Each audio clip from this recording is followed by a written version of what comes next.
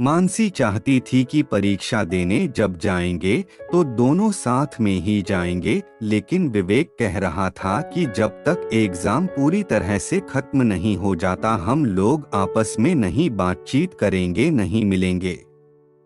जैसा वो सोचता है ठीक वैसा ही होता है, क्योंकि मैट्रिक परीक्षा देने जाने के क्रम में मानसी के पिताजी उसको परीक्षा में पहुंचाने और लेने के लिए जाया करते थे, जिस कारण से विवेक चाह कर भी उससे बात नहीं कर सकता था।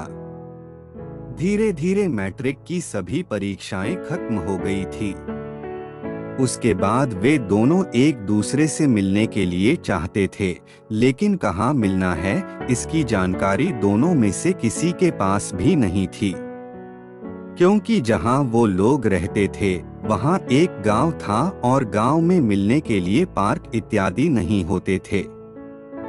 साथ ही गांव के लोग इतने ज्यादा कठोर नियम के होते हैं कि वह कभी भी एक दूसरे को मिलते हुए नहीं देख सकते हैं, क्योंकि गांव में इस प्रकार का नियम नहीं चलता है। सभी लोगों अपने कायदे में रहते हैं और सभी लोग अपने बेटे बेटियों को नियम के अनुसार चलने पर फोर्स करते हैं।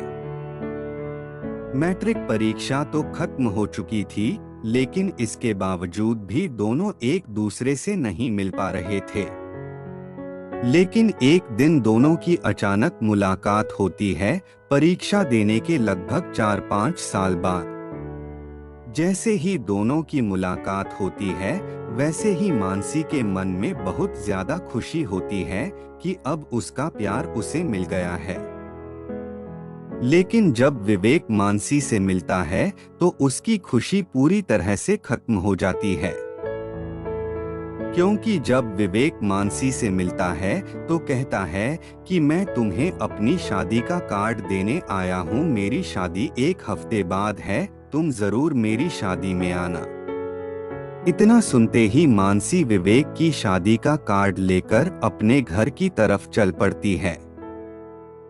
जब वह घर जाती है तो वह रात के अंधेरे में रात भर रोती है, क्योंकि मानसी हमेशा से ही विवेक के इंतजार में जीवन व्यतीत कर रही थी कि किसी न किसी कारण से उसकी मुलाकात होगी और दोनों में बातचीत होगी। फिर उसके बाद वो दोनों एक दूसरे से शादी करेंगे। लेकिन किस्मत को कुछ और मंजूर था। जब विवेक मानसी से मिलता है तो डायरेक्ट अपनी शादी के कार्ड देने के लिए मिलता है।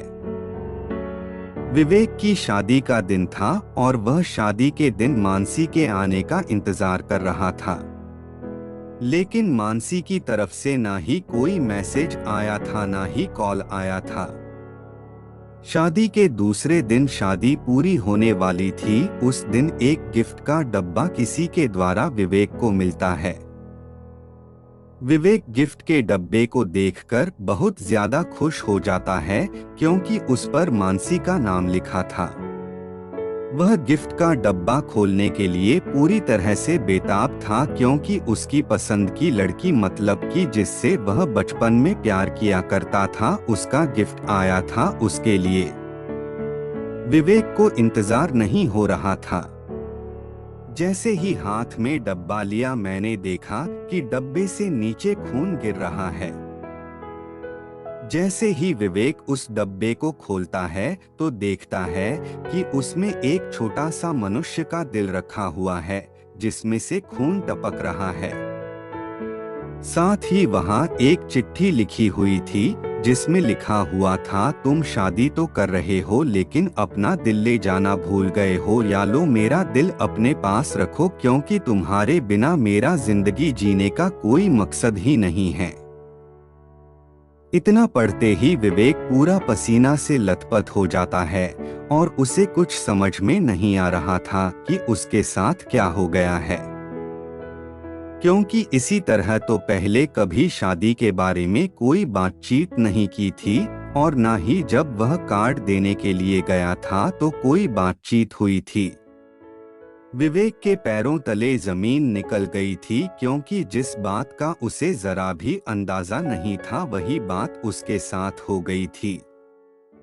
इस लव स्टोरी से यह सीख मिलती है कि हमें अपने चाहने वालों को कभी धोखा नहीं देना चाहिए, क्योंकि हम जिससे प्यार करते हैं उससे पूछे बिना जिंदगी का कोई भी फैसला नहीं करना चाहिए, क्योंकि जितना हक हमारी जिंदगी पर हमारा है उतना ही हक हमें प्यार करने वालों का भी है। ऐसे में हमें सबकी खुशी के बारे में जानना चाहिए और उसकी खुशी को पहचानना चाहिए।